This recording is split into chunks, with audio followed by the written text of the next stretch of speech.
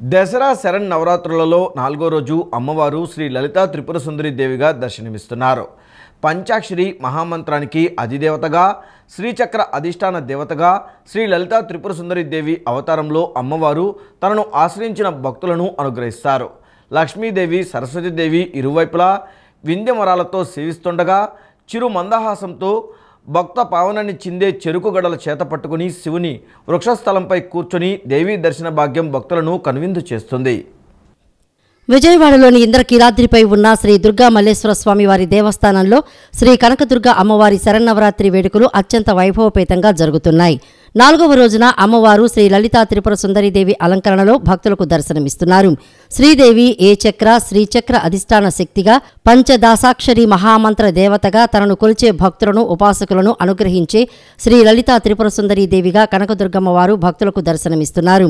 లక్ష్మీదేవి, సరస్వతీదేవి ఇరువైపులా వింజామరులతో సేవిస్తుండగా చిరు మందహాసంతో చెరుకు గడలు చేత పట్టుకుని శివుని వక్షస్థలంపై కూర్చుని దేవి దర్శన భాగ్యం భక్తులను కనువిందు చేస్తోంది.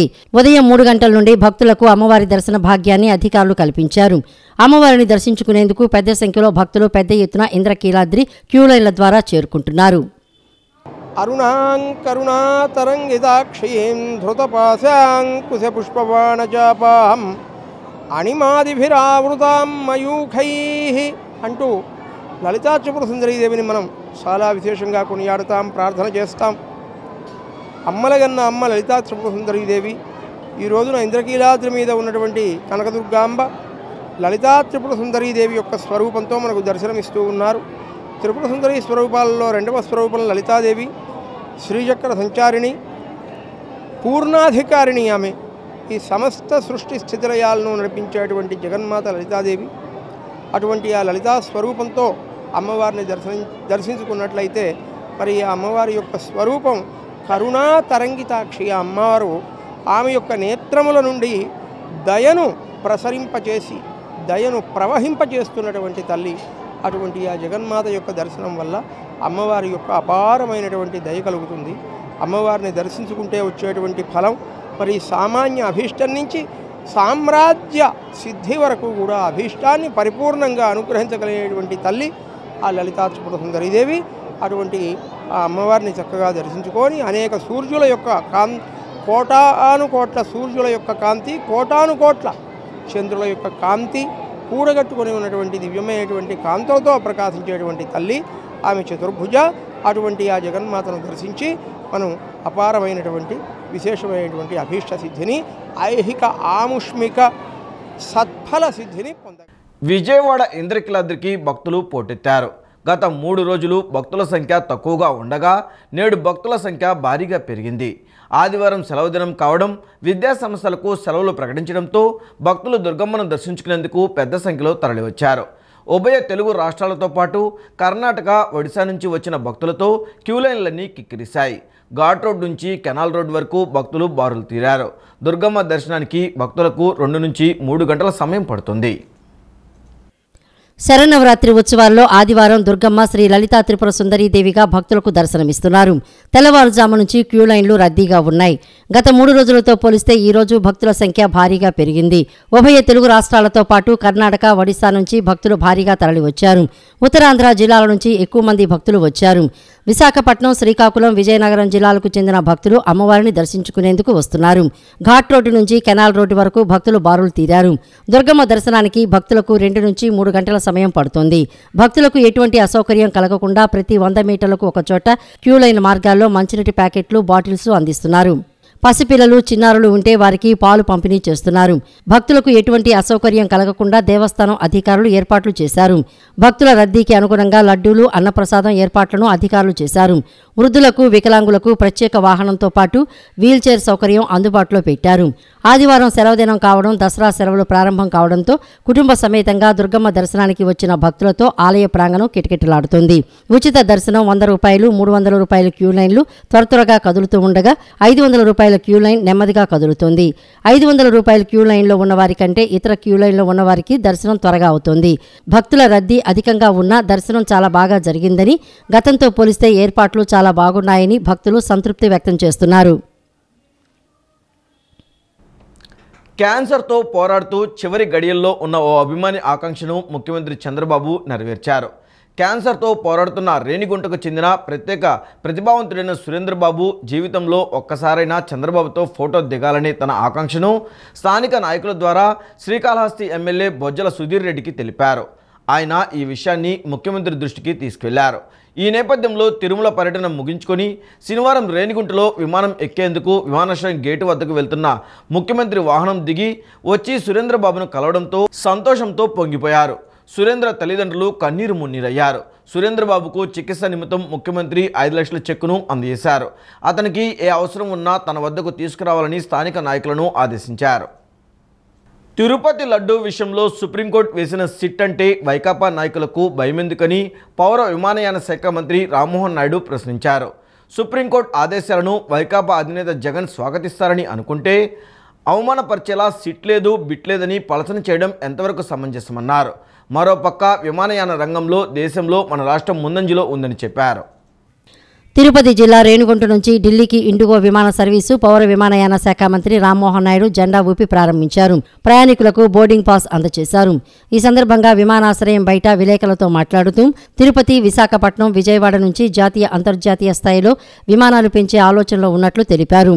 ఇక్కడ నుంచి గల్ఫ్ దేశాలకు నేరుగా విమానాలను నడిపేందుకు చర్యలు తీసుకుంటామని, ప్రజలు ఈ సర్వీసులను సద్వినియోగం చేసుకోవాలని సూచించారు. 10 ఏళ్ల ప్రధాని నరేంద్ర మోడీ పాలనలో విమానాశ్రయాల సంఖ్యను 74 నుంచి 157కు పెంచారని తెలిపారు. ఇక్కడ నుంచి ముంబై, కోయంబత్తూరు, సిరిస్లా, కోల్కతాకు నేరుగా విమానాలను నడిపేందుకు మాట్లాడుతున్నట్లు తెలిపారు. శ్రీకాకుళం, నెల్లూరు, ఒంగోలు, పుట్టపర్తిలోనూ విమానాశ్రయాల నిర్మాణానికి కసరత్తులు చేస్తున్నట్లు వెల్లడించారు. చాలా మంది ఈ తిరుపతి ఏరియా నుంచి కూడా ఢిల్లీ వస్తే వాళ్ళకి ఉన్నటువంటి ఆ సౌకర్యాన్ని అప్పుడు చాలా వరకు చెప్పేవారు. అప్పుడులో గల్లా జయదేవ్ గారు కూడా ఈ ప్రాంతం నుంచి అక్కడికి వస్తున్నప్పుడు తరచూ రావాలనంటే త్రూ హైదరాబాద్, వయా హైదరాబాదే వస్తుండేవారు. తీరాన్ని కూడా నాకు ఢిల్లీ వచ్చి కలవడం జరిగింది. ఆ మొట్టమొదటి వారంలోనే కలిసిన తర్వాత నీకు మళ్ళీ నీ అన్న మళ్ళీ ఎప్పటికప్పుడు నీకు ఢిల్లీ రావాలనంటే నాకు డైరెక్ట్ ఫ్లైట్ కూడా ఇవ్వాలని చెప్పి ఆ రోజు కూడా ఆశతో ఒకసారి చెప్పడం జరిగింది. కానీ నేను పట్టుకున్నాను, ఎలాగైనా సరే తిరుపతికి ఢిల్లీకి కనెక్ట్ చేయాలి. నార్త్ ఇండియాలో ఉన్నటువంటి చాలా మంది భక్తులు తిరుపతి రావడానికి ఎన్నో ఇబ్బందులు పడుతున్నారు. వాళ్ళకి కానీ ఈ కనెక్షన్ డైరెక్ట్గా ఇవ్వగలిగితే చాలా చక్కగా వాళ్ళందరూ కూడా నేరుగా మన తిరుపతి రావడానికి అవకాశం ఉంటుందని మొట్టమొదటి రోజు నుంచి కూడా నేను పోరాడుతూ ప్రయత్నం కూడా చేయడం జరిగింది. దానికి ఇండిగో వాళ్ళు సహకరిస్తూ ముందుకు వచ్చి దగ్గరలోనే ఈ యొక్క ఫ్లైట్ ను కూడా మొదలు పెట్టినందుకు ఇండిగో వారందరికీ కూడా నా హృదయపూర్వకమైనటువంటి దుర్గమ్మ దర్శనానికి వచ్చే భక్తులకు మరిన్ని మెరుగైన సౌకర్యాలు అందించాలని ముఖ్యమంత్రి చంద్రబాబు నాయుడు ఆదేశించారు.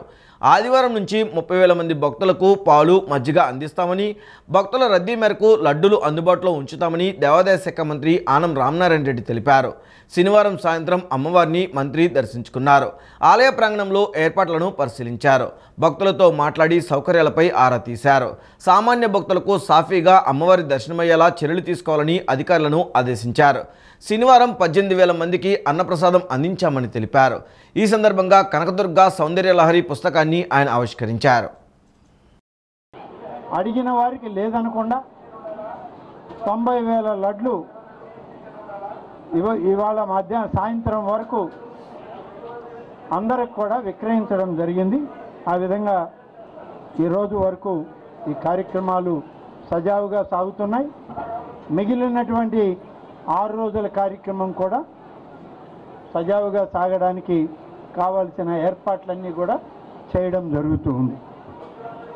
అలాగే నిన్న ఈరోజు కొంతమేర స్వచ్ఛంద సంస్థలుగా ఉన్నటువంటి వాళ్ళు దాదాపు పాలు 4,000 లీటర్లు, 3,000 లీటర్ల మజ్జిగ కూడా స్వచ్ఛంద సంస్థల వాళ్ళు వచ్చి క్యూ లైన్లలో ఉన్నటువంటి వాళ్ళకి వితరణ చేసి వారు కూడా సరఫరా చేయడం జరిగింది.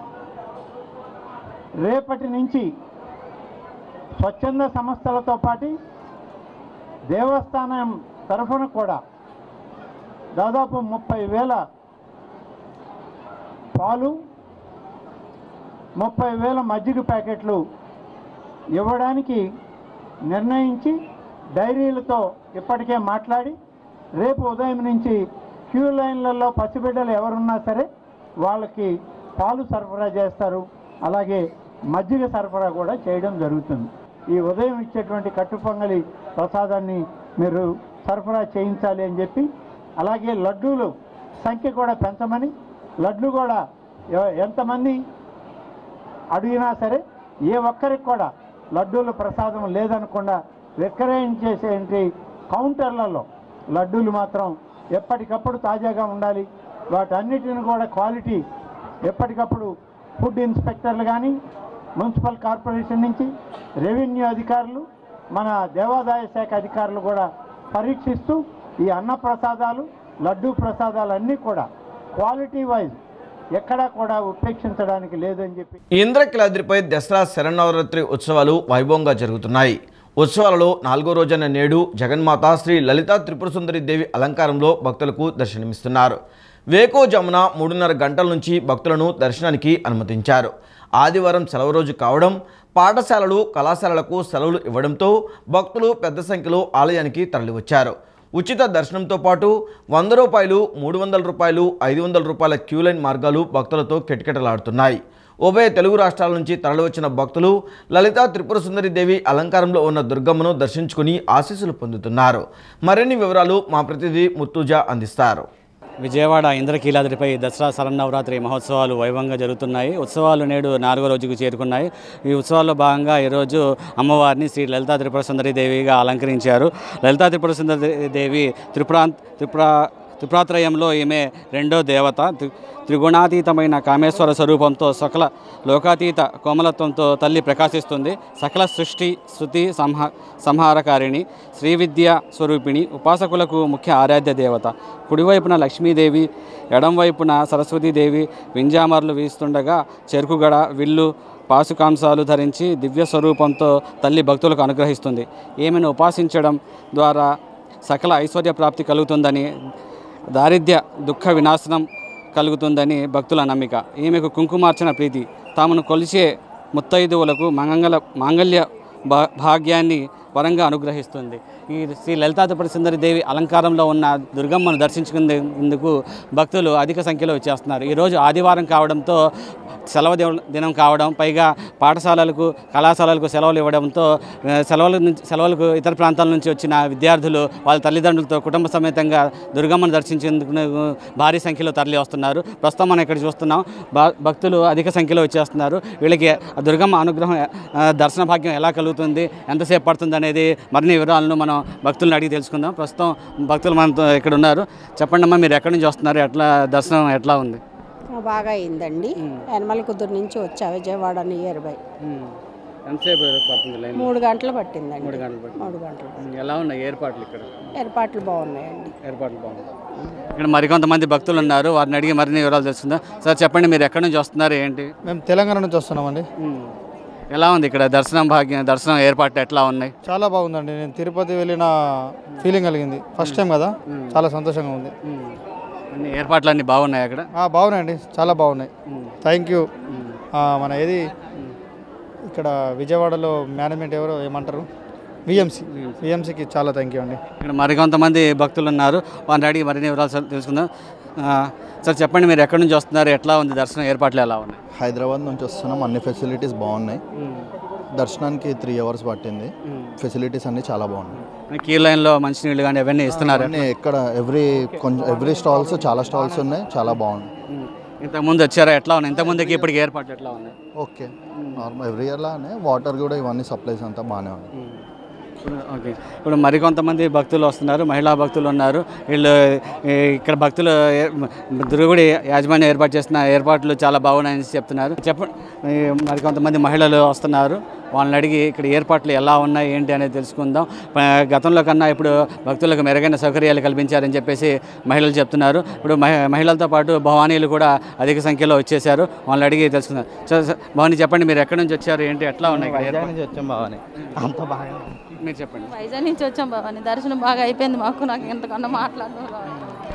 మరి కొంతమంది భవానీలు ఉన్నారు, మరికొంత మహిళలు ఉన్నారు. మీరు చెప్పండి, మీరు ఎక్కడి నుంచి వస్తున్నారు, ఇక్కడ ఏర్పాట్లు ఎలా ఉన్నాయి? బాగానే ఉన్నాయండి అంతా. ఈ దర్శనం ఎలా వెళ్తుంది? దర్శనం బాగానే జరిగింది. క్యూ లైన్లు ఎట్లా ఉన్నాయి? కొంచెం రష్గా ఉన్నాయి. ఏర్పాట్లు క్యూ లైన్లో ఇబ్బంది కలగకుండా మంచినీళ్ళు అన్నీ అందిస్తున్నారు? అందిస్తున్నారండి, అంత బాగా. గతంలో ఇంతకుముందు వచ్చారు, గతంలోకి ఇప్పటికి ఎట్లా మార్పులు ఉన్నాయి? చాలా మార్పులు ఉన్నాయండి. గతంలో ఒక రకంగా ఉండేది, ఇప్పుడు కొంచెం చాలా బాగా ఉన్నాయి అంటారు. కొంతమంది మహిళా భక్తులు వస్తున్నారు. ఇక్కడ గతంలో పోల్చుకుంటే ఈ ఏడాది భక్తులకు మెరుగైన సౌకర్యాలు కల్పించారు, క్యూ లైన్లో ఎటువంటి ఇబ్బందులు లేకుండా కల్పించారని చెప్పేసి మహిళలు చెప్తున్నారు. చెప్పండి మీరు ఎక్కడి నుంచి వస్తున్నారు, ఏంటి ఏర్పాట్లు ఎలా ఉంది? మీరు ఎక్కడి నుంచి వస్తున్నారు, ఏంటి ఎట్లా ఉంది దర్శనం? చెప్పుద్దండి నాకు తెలియదు.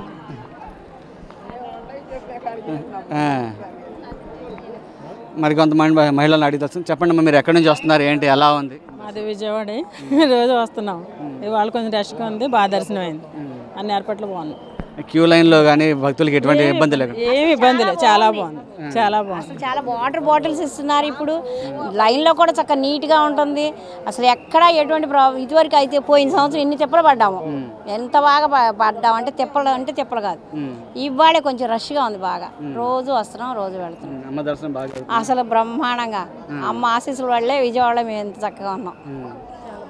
చాలా బాగుంది. సార్ చెప్పండి మీరు ఎక్కడి నుంచి వచ్చారు, ఏంటి ఎట్లా ఉంది దర్శనం? జిల్లా లేబూరు. బాగుంది, అమ్మవారికి బాగా రష్గా బాగుంది, జనాలు బాగుంటారు, పూజలు బాగా జరుగుతున్నాయి. జనాన్ని కూడా ఇబ్బంది పెట్టకుండా వస్తూ ఉంటారు దర్శనానికి, బాగానే జరుగుతుంది. ఇప్పుడు కనకదుర్గమ్మ నవరాత్రుల సందర్భంగా జనాలు ఎప్పుడు బాగానే వస్తున్నారు. రేపు వచ్చి ఆదివారం ఉండరని ఈ ఆదివారమే ఇంకా జాస్తిగా జనం వచ్చారు. బ్రహ్మాండంగా ఉంది, అన్ని భోజనాలు వసతులు బాగున్నాయి, అన్నీ బాగానే ఉన్నాయి సార్.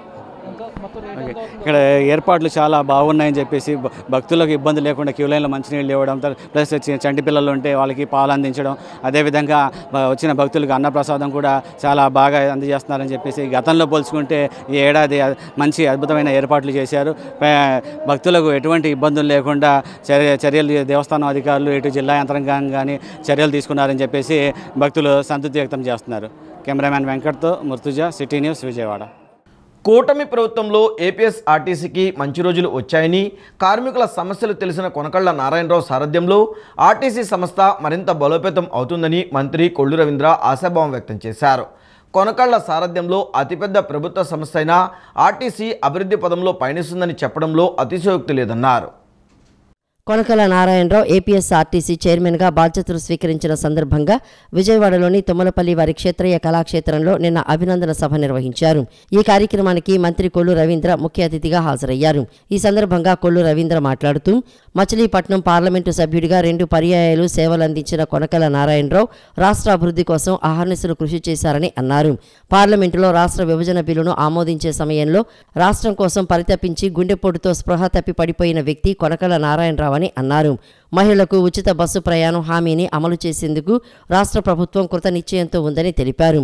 ముఖ్యంగా ఈరోజు కొనకళ్ళ నారాయణరావు గారి గురించి చెప్పేంత ఆయన అనుభవం ముందు మేము చాలా చిన్నాళ్ళం. మరి అటువంటి ఆయన చైర్మన్ గా ఈ రోజు చేపడుతున్నటువంటి బాధ్యతలకి మరి ఈ రోజు అధ్యక్షత వహించే అవకాశం రావడం నా అదృష్టంగా నేను భావిస్తూ ఈ రోజు సముచిత స్థానం. ఎందుకంటే వాస్తవానికి అనేక సంవత్సరాలుగా వారు కుటుంబం కొనకళ్ళ గణపతి గారి దగ్గర నుంచి కృష్ణా జిల్లా రాజకీయాల్లో మరి అనేక కార్యక్రమాలు ఉద్యమాలు చేసినటువంటి చరిత్ర కుటుంబానికి. అదే విధంగా మరి కొనకళ్ళ నారాయణరావు గారు కూడా జయాంధ్ర ఉద్యమంలో గాని అటు కాంగ్రెస్ పార్టీలో అనేక సంవత్సరాలు మరి ఆయన సేవలు అందించిన చివరికి తెలుగుదేశం పార్టీలోకి వచ్చిన తర్వాతే పార్లమెంట్ సభ్యులు కూడా అయ్యారనే విషయాన్ని కూడా ఈ సందర్భంగా నేను గుర్తు చేస్తా ఉన్నా.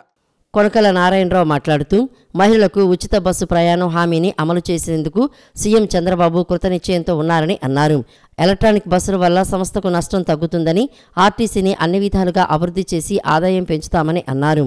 ఆర్టీసీ అంటే నాకు చిన్నప్పటి నుంచి అనుభవం ఉన్నదే, సంబంధాలు ఉన్నదే. నేను 30 సంవత్సరాలు ఉద్యోగ సంఘాల అధ్యక్షుడు, గౌరవ అధ్యక్షుడిగా నేను మచిలీపట్నం డిపోలో ఉన్నా.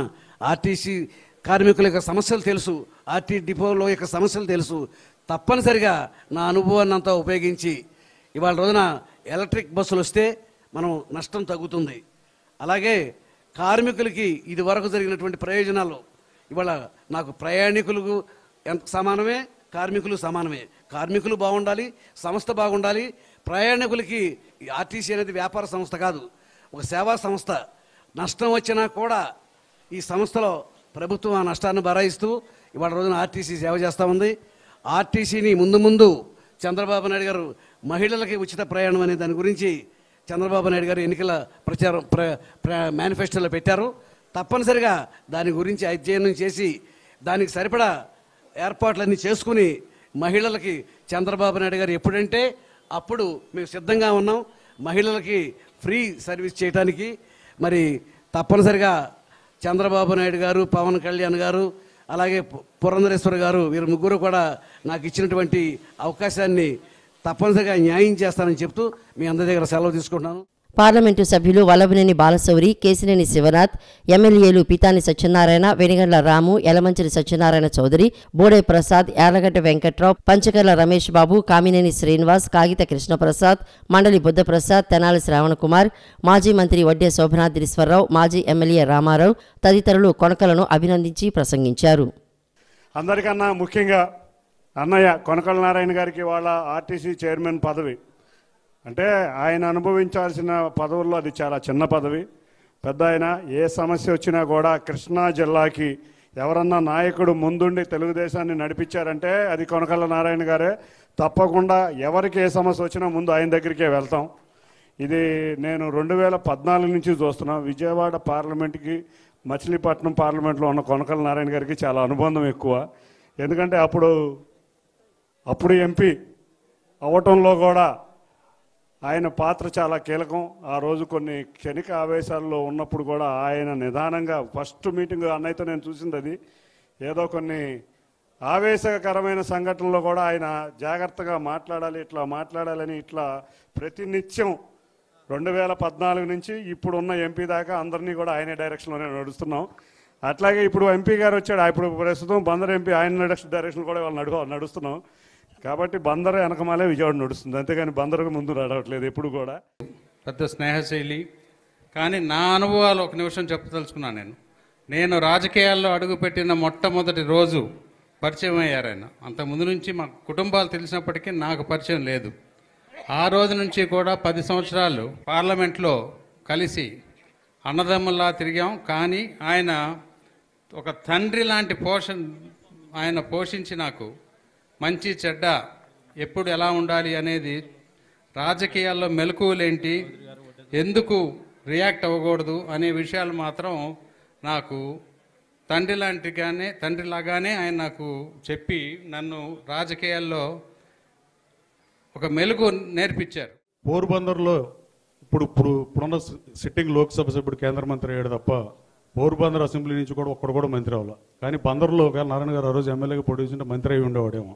ఎందుకంటే ఇది చరిత్ర చెప్పే నిజం. 82 నుంచి ఇప్పటికి 5 రాష్ట్ర మంత్రివర్గంలో పనిచేసింది మచిలీపట్నం వాళ్ళు ఈ జిల్లాలో. అలాగే కొనకళ్ళ నారాయణ గారు ఆర్టీసీని అభివృద్ధి పదంలో ముందుకు నడిపిస్తారని బలంగా నమ్ముతూ, అలాగే నాకేదైనా సలహా కావాలన్నా నేను తెలుగుదేశం పార్టీ చేరినప్పటి నుంచి ఆయనకే ఫోన్ చేస్తాను. ఆయనే పరిష్కృతకి మక్కువ చూపిస్తాడు. అంటే ఇంట్రెస్ట్ చూపించే వాళ్ళ దగ్గరికి సమస్యలు తీసుకెళ్తాం. ఇంట్రెస్ట్ చూపించే వాళ్ళ దగ్గరికి ఎవరు వెళ్ళం కదా. నాకు సదా నాతో నా సమస్యల పరిష్కారంలో పాలు పంచుకున్నందుకు నారాయణ గారిని నమస్కారాలు తెలియజేస్తూ థ్యాంక్ యూ అన్నారు. ఆయనకి ఫోన్ చేసి ఏ విధంగా చేస్తే బాగుంటుందని చెప్పి ఆ విధంగా నడుచుకుని ఆ సమస్యను పరిష్కారం చేసుకోగానే సలహా ఆయన దగ్గర నుంచి తీసుకునేవాడిని. మొన్న కూడా నాకు కష్ట సమయంలో మొట్టమొదటిగా ఇంటికి వచ్చి నన్ను ధైర్యం చెప్పిన వ్యక్తి.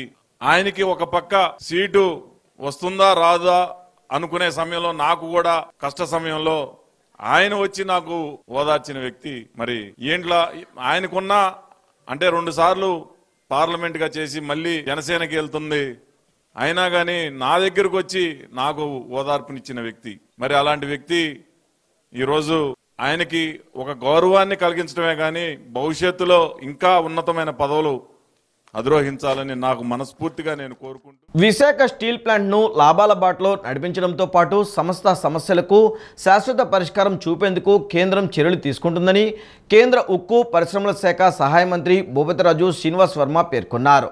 తిరుపతి లడ్డూ విషయంలో సుప్రీంకోర్టు ఆదేశాలను బీజేపీ స్వాగతిస్తుందన్నారు. పార్టీ సభ్యత్వ నమోదును గ్రామ, మండల, జిల్లా స్థాయిలో విజయవంతం చేయాలన్నారు. ప్రధాని మోదీ దేశాభివృద్ధికి చేస్తున్న యజ్ఞంలో అందరూ భాగస్వాములు కావాలని పేర్కొన్నారు. దాన్ని ఏ రకంగా లాభాల బాటలో నడిపించి ముందుకు తీసుకెళ్లాలనేటువంటి విషయంలో నేను కానీ కుమారస్వామి గారు కానీ చాలా సిన్సియర్గా ప్రయత్నం చేస్తున్నాం. కేంద్ర ఆర్థిక మంత్రి గారు సహకారం కోరుతూ ఉన్నాం. అలాగే కేంద్ర ప్రభుత్వం యొక్క సహకారాన్ని కూడా తీసుకుని ఈ స్టీల్ ప్లాంట్ ముందుగా నష్టాల బాటలోంచి లాభాల బాటలో తీసుకొచ్చి దీనికి ఒక తాత్కాలికమైనటువంటి పరిష్కారం కాకుండా ఒక శాశ్వతమైనటువంటి పరిష్కారం దిశగా ఆలోచించి జనసేన అధినేత పవన్ కళ్యాణ్ సనాతన ధర్మం పేరుతో ఆర్ఎస్ఎస్ ఎజెండాను భుజాన మోస్తే ప్రజలు హర్షించరని సిపిఐ రాష్ట్ర కార్యదర్శి రామకృష్ణ విమర్శించారు. ఎన్నికల ముందు తనకు కులం, మతం, ప్రాంతాలు లేవన్న పవన్ కళ్యాణ్ అధికారంలోకి వచ్చాక సనాతన ధర్మం గురించి మాట్లాడడం, రాజకీయంగా నష్టం జరిగినా పర్వాలేదనడం ఆశ్చర్యంగా ఉందన్నారు. జనసేన అధినేత పవన్ కళ్యాణ్ సనాతన ధర్మం పేరుతో ఆర్ఎస్ఎస్ ఎజెండాను భుజాన మోస్తే ప్రజలు హర్షించరని సిపిఐ రాష్ట్ర కార్యదర్శి రామకృష్ణ విమర్శించారు. సినిమాల్లో పాత్రకు తగినట్లు ఒక్కో సినిమాలో ఒక్కో డైలాగ్ ఉంటుందన్నారు. అధికారంలోకి వచ్చిన తర్వాత పవన్ వ్యవహార శైలి సినిమాల్లో మాదిరిగా ఉందన్నారు. బీజేపీ, మజ్లిస్ పార్టీలంటే మతోన్మాదాన్ని రెచ్చగొట్టే పార్టీలని ప్రజలు అర్థం చేసుకుంటారని, జనసేన లౌకిక పార్టీ అని అన్నారు. జనసేనలో వివిధ కులాలు, మతాలు, ప్రాంతాలకు చెందిన వారు ఉన్నారని తెలిపారు. అధినేత వైఖరిని పార్టీ నాయకులు, కార్యకర్తలు, అభిమానులు సరిదిద్దాలని సూచించారు. జనసేన అధినేత పవన్ కళ్యాణ్ గారు గతంలో పలుమార్లు చెప్పారు, నాకు ఏ కులం లేదు, మతం లేదు, అన్ని ప్రాంతాలు నాది, నేను అందరికి కావాల్సిన వాడిని అని చెప్పారు. మరి ఇప్పుడు రాష్ట్రంలో అధికారంలోకి వచ్చి ఉప ముఖ్యమంత్రి అయిన తర్వాత ఇవాళ స్పష్టంగా చెప్తా ఉన్నాడు, నేను సనాతన హిందూవాదిని, దానికోసమే పుట్టాను, దానికోసమే చేస్తాను, దీనికోసం రాజకీయంగా నేను నష్టపోయినా పర్వాలేదని చెప్పి రెచ్చగొట్టే పద్ధతుల్లో మాట్లాడే దశకు దిగజారాడు. నిజంగా చాలా ఆశ్చర్యకరం. ఎందుకంటే పవన్ కళ్యాణ్ గారు కానీ లేదా ఆయన కుటుంబం కానీ వాళ్ళెవరూ మత ఉన్మాదులు కాదు, వాళ్ళందరూ కూడా సెక్యులర్ వాదులే. అదేవిధంగా ఆయన పెట్టిన పార్టీ జనసేన పార్టీ కూడా అది లౌకిక పార్టీనే. ఆ పార్టీలో ఉండే వాళ్ళందరూ కూడా చాలామంది లౌకికవాదులే, అందులో ఎవరు మతం. ఏదో బీజేపీనో లేదా మజ్లిస్ పార్టీనో అయితే మిమ్మల్ని ఎవరు తప్పుపడ్డారు. బీజేపీ, మజ్లిస్ పార్టీలు అవి ఖచ్చితంగా మతోన్మాదాన్ని రెచ్చగొట్టే పార్టీలు కాబట్టి ఆ పార్టీని ప్రజలు అర్థం చేసుకుంటారు. మీరు ఒక లౌకికవాద పార్టీ అయింది, ఈ రకంగా సనాతనవాదాన్ని భుజానికి ఎత్తుకొని ఆర్ఎస్ఎస్ అజెండాను మీరు ముందుకు తీసుకుంటూ ఉన్నారంటే చాలామంది చెప్పుకుంటూ ఉన్నారు. త్రివిక్రమ్ శ్రీనివాస్ డైలాగ్ రాయించాడు, ఆ త్రివిక్రమ్ శ్రీనివాస్ డైలాగ్ చెప్తాడు, ఈయన ఏ సినిమాలో ఆ పాత్రకు తగ్గట్టుగా డైలాగ్ చెప్తా ఉన్నాడు, ఇప్పుడు ఒక్కో స్టేజ్ ఎక్కినప్పుడు ఒక డైలాగ్ చెప్తూ ఉంటాడని చెప్పే పరిస్థితి వచ్చింది. కాబట్టి అంటే పవన్ కళ్యాణ్ గారు ఆలోచించుకోవాలి. ఆయన్ని సపోర్ట్ చేస్తున్న పార్టీ వారు, ఆయనకున్న ఎవరైతే ఫ్యాన్స్ ఉన్నారో ఫ్యాన్స్ కూడా అన్ని మతాల వారు, అన్ని కులాల వాళ్ళు ఉన్నారు. ఇవాళ సనాతనవాదం అంటే అనగారిన కులాలను, అంటరాని కులాలను, వెనుకబడిన కులాలను కించపరిచేది సనాతనవాదం. దసరా మహోత్సవాల సందర్భంగా ఇంద్రకీలాద్రిపై జగన్మాతను దర్శించుకునేందుకు వివిధ ప్రాంతాల నుండి భక్తులు వేలాదిగా తరలివస్తున్నారు. భక్తులకు అందుతున్న పలు ఏర్పాట్లపై ఆలయ ఈవో కెఎస్ రామారావు ఆకస్మిక తనిఖీలు నిర్వహించారు. ఇందులో భాగంగా ఈవో క్యూలైన్లలో టికెట్లను పరిశీలించారు. స్కానింగ్ పాయింట్ వద్ద నిలబడి టికెట్లు మరియు పాసుల క్యూఆర్ కోడ్ను స్కాన్ చేసి తనిఖీలు నిర్వహించారు. ఇటీవల వృద్ధులు, దివ్యాంగులు మరియు నడవలేని వారి కోసం ఏర్పాటు చేసిన స్టెయిర్కేస్ లిఫ్ట్ను స్వయంగా పరిశీలించారు. పలువురు భక్తులతో మాట్లాడి ఏర్పాట్లపై వారి అభిప్రాయాలు స్వీకరించగా వారు సంతృప్తిని వ్యక్తం చేశారు. ఇంద్రకీలాద్రిపై కొలువుదీరిన దుర్గమ్మ సన్నిధిలో కుంకుమార్చనలు వైభవంగా కొనసాగుతున్నాయి. ఉత్సవాలలో భాగంగా 4వ రోజు దుర్గమ్మ శ్రీ లలితా త్రిపుర సుందరి దేవి అలంకారంలో భక్తులకు దర్శనమిచ్చారు. అమ్మవారి ప్రీత్యర్థం భక్తులు కుంకుమ పూజలు భక్తి ప్రపత్తులతో నిర్వహించారు. ఇంద్రకీలాద్రిపై వేంచేసి ఉన్న శ్రీ కనకదుర్గమ్మ అమ్మవారి దసరా శరన్నవరాత్రి అత్యంత కన్నుల పండుగగా సాగుతున్నాయి. 9 రోజుల పాటు జరిగే దసరా మహోత్సవాలు 4వ రోజుకు చేరుకున్నాయి. ఉత్సవాలలో భాగంగా అమ్మవారు శ్రీ లలితా త్రిపుర సుందరీ దేవిగా భక్తులను అనుగ్రహిస్తున్నారు. అమ్మవారి ప్రీత్యర్థం భక్తులు కుంకుమ పూజలు భక్తి ప్రపత్తులతో నిర్వహించారు. మహామండపం 6వ అంతస్తులో ఉభయదాతలు పాల్గొని లక్ష కుంకుమార్చన నిర్వహించారు. వేద పండితుల మంత్రోచ్చరణల నడుమ కుంకుమ పూజ కార్యక్రమం ఆద్యంతం శాస్త్రోక్తంగా సాగింది. సౌభాగ్య ప్రదాయిని అయిన అమ్మవారికి కుంకుమార్చన నిర్వహించడం వల్ల మహిళలు ఆజన్మాంతం సకల సౌఖ్యాలతో దీర్ఘ సుమంగలిగా వర్ధిల్లుతారని వైదిక కమిటీ సభ్యులు శంకర శాండిలియ వివరించారు. భక్తులు విశేష సంఖ్యలో కుంకుమ పూజ కార్యక్రమంలో పాల్గొని తమ భక్తి ప్రపత్తులు చాటుకుంటున్నారు.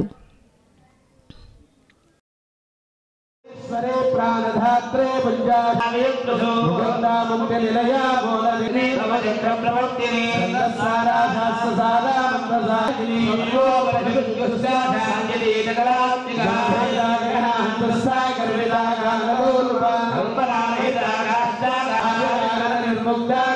జయ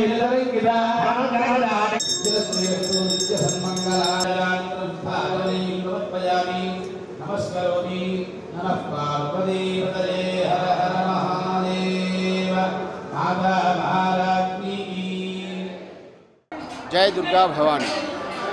శ్రీ దుర్గామల్లేశ్వర స్వామి దేవస్థానం ఇంద్రకీలాద్రిపై దేవీ నవరాత్రులు ఈరోజు 4వ రోజుకు చేరుకున్నాయి. ప్రతిరోజు అమ్మవారిని విశేషమైన అలంకారాలతోటి అమ్మవారిని దర్శించుకుంటున్నారు భక్తులు. అందులో అమ్మవారికి వజ్ర కిరీటంతో దర్శనం చేసుకోవడం అనేది భక్తులందరికీ చాలా ఎంతో భక్తిగా అమ్మవారిని దర్శించుకుంటున్నారు. కాబట్టి భక్తులందరికీ కూడా ఈరోజు శ్రీ లలితా త్రిపురసుందరీదేవి అలంకారంలో అమ్మవారు అందరికీ దర్శనమిస్తున్నారు. ఈరోజు అమ్మవారికి ప్రత్యేకమైనటువంటి కుంకుమార్చనతోటి అలాగే ప్రత్యేకమైనటువంటి హోమాలతోటి అమ్మవారిని పూజ చేయడం జరుగుతుంది. ఈరోజు అమ్మవారికి దరిదాపుగా 1 కోటి పైనే లలితా సహస్రనామం లాంటి పూజలు ఎన్నో జరుగుతూ ఉంటాయి. కాబట్టి భక్తులందరికీ కూడా దేవీ నవరాత్రులు అమ్మవారి శుభ ఆశీస్సులు. దసరా ప్రయాణాలపై ఈసారి మిశ్రమ స్పందన కనిపిస్తుంది. విజయవాడ నుంచి రాష్ట్రంలో వివిధ ప్రాంతాలకు వెళ్లే సర్వీసులకు రిజర్వేషన్లు వేగంగా కావడం లేదు. ఎక్కువ డిమాండ్ తిరుగు ప్రయాణానికే ఉంది. ఇప్పటికే రోజువారీ తిరిగే సర్వీసులు దాదాపు నిండాయి. ప్రత్యేక బస్సులు ఇప్పుడిప్పుడే నిండుతున్నాయి. ఈ రద్దీ మరింత పెరిగే అవకాశం ఉందని భావిస్తున్నారు. విద్యా సంస్థలకు దసరా సెలవులు ఇచ్చారు. అమ్మవారి శరన్నవరాత్రి ఉత్సవాలు కూడా ప్రారంభమయ్యాయి. కానీ విజయవాడ నుంచి హైదరాబాద్, ఉత్తరాంధ్ర, తిరుపతి, రాయలసీమ ప్రాంతాలకు వెళ్లే రెగ్యులర్ సర్వీసుల్లో సీట్లు ఖాళీగా ఉన్నాయి. వీటికి పెద్దగా రిజర్వేషన్లు కావడం లేదు. ఈ నెల 5వ తేదీ నుంచి పండుగ ముందు రోజు వరకు చూస్తే అన్ని బస్సుల్లో సుమారు 70% పైగా సీట్లు ఖాళీగా దర్శనమిస్తున్నాయి. ఈ ఏడాది భిన్నమైన పరిస్థితులు కనిపిస్తున్నాయి. విజయవాడ చుట్టుపక్కల ఉత్తరాంధ్ర జిల్లాల వారు ఎక్కువ మంది ఉన్నారు. అయినా ఈసారి విశాఖపట్నం వైపు వెళ్లే బస్సులకు రిజర్వేషన్లు కావడం లేదు.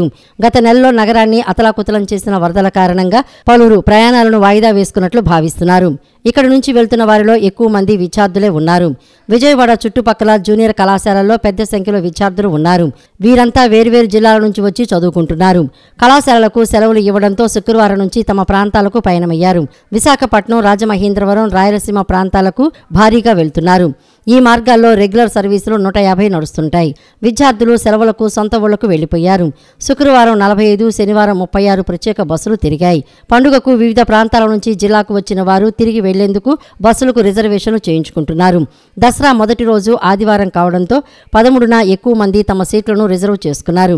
మిగిలిన వారు 14వ తేదీ రాత్రి బుక్ చేసుకుంటున్నారు. ఈ 2 రోజుల్లోనే అధిక ప్రయాణాలు ఉన్నాయి. రెగ్యులర్ సర్వీసులు విజయవాడ నుంచి హైదరాబాద్కు 130, విశాఖపట్నం 87, తిరుపతి వైపు 70, రాయలసీమ ప్రాంతానికి 77 తిరుగుతుంటాయి. వీటిలో ఇప్పటికే దాదాపు 95% సీట్లు బుక్ అయ్యాయి. దీంతో పండుగ ప్రత్యేక బస్సుల్లోనూ ముందస్తు రిజర్వేషన్లు మొదలయ్యాయి. 2-3 రోజుల్లో ఇవి కూడా నిండే వీలుందని ఆర్టీసీ అధికారులు అంచనా వేస్తున్నారు. విశాలాంధ్ర రోడ్లో శ్రీ శ్రీ కనకదుర్గమ్మ కమిటీ ఆధ్వర్యంలో జరుగుతున్న దసరా ఉత్సవాలలో భాగంగా నిన్న అమ్మవారు శ్రీ గాయత్రీ దేవిగా భక్తులకు దర్శనమిచ్చారు. అమ్మవారి ప్రీత్యర్థం ప్రత్యేక పూజలు, కుంకుమార్చనలు, లలితా సహస్రార్చన నిర్వహించారు. 13వ తేదీ సాయంత్రం 6 గంటలకు అమ్మవారి ఊరేగింపు కార్యక్రమం జరుగుతుందని భక్తులు విశేష సంఖ్యలో పాల్గొని జయప్రదం చేయాలని కోరారు. విశాలాంధ్ర రోడ్లో నిర్వహిస్తున్న శ్రీ శ్రీ కనకదుర్గమ్మ అమ్మవారి దసరా శరన్నవరాత్రి మహోత్సవాలు అంగరంగ వైభవంగా కొనసాగుతున్నాయి. ఉత్సవాలలో భాగంగా నిన్న శనివారం అమ్మవారిని శ్రీ గాయత్రీ దేవిగా అలంకరించారు. అమ్మవారి ప్రీత్యర్థం ప్రత్యేక పూజలు చేశారు. సాయంత్రం మహిళలచే సామూహిక కుంకుమార్చనలు నిర్వహించారు. ఈ సందర్భంగా కమిటీ సభ్యులు చీమల వెంకటరమణ మాట్లాడుతూ గత 13 సంవత్సరాలుగా ఈ ప్రాంతాల్లో దసరా ఉత్సవాలు నిర్వహిస్తున్నట్లు తెలిపారు. మహిళలచే లలితా సహస్రనామార్చన నిర్వహించామని పేర్కొన్నారు. అమ్మవారి ఉత్సవాల సందర్భంగా 11వ తేదీ అన్నప్రసాద వితరణ కార్యక్రమం జరుగుతుందని, 12న లక్కీ డిప్ స్కీమ్ ద్వారా విజేతలకు బహుమతులు అందజేయనున్నట్లు పేర్కొన్నారు. 13వ తేదీ సాయంత్రం 6 గంటలకు అమ్మవారి ఊరేగింపు కార్యక్రమం జరుగుతుందని, భక్తులు విశేష సంఖ్యలో పాల్గొని జయప్రదం చేయాలని కోరారు. ఈరోజు ప్రసాద కార్యక్రమాలు కూడా భారీగా చేస్తున్నాము. ఇలాగా ఈ నవరాత్రి కార్యక్రమాలు గత 13 సంవత్సరాల నుంచి ఈ చల్సాన్ చౌక్ సెంటర్ విశాలాంధ్ర రోడ్ నందు జరుపుకుంటున్నాము.